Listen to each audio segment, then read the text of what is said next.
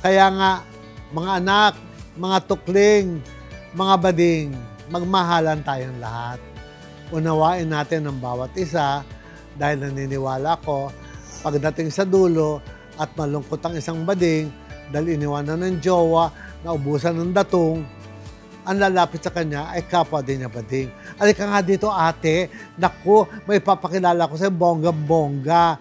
Ganun tipo. Oy bakla, may hanap buhay ka ba? Alika dito, tumulong ka sa chef ko, mag-shampoo ka, kikita ka. Those are the example that I wanted us to do. Hindi ko po alam kung paano ako magpapasalamat sa inyong lahat. But then again, wala pong katapat na pasasalamat yung respeto, yung paggalang nyo na binibigay sa akin. Makakaasa po kayo na tutumbasan ko to ng higit pa sa inyong nakikita sa akin. Siguro po, ako lamang po ang bading na hindi nyo nakikita na nagbabarangay tanod, nagro-ronda gabi-gabi at naghahanap ng lalaki. Ako lang yata ang bading na hindi nyo makikita sa mga gay bars. Ako lang yata ang bading na hindi nyo makikita sa mga bathhouses. At ako lang yata ang bading na hindi nyo makikita sa mga Miss Gay.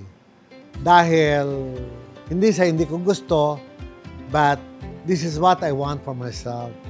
Dahil naniniwala po ako, for people to respect you, for people to idolize you, you don't become an idol just like that.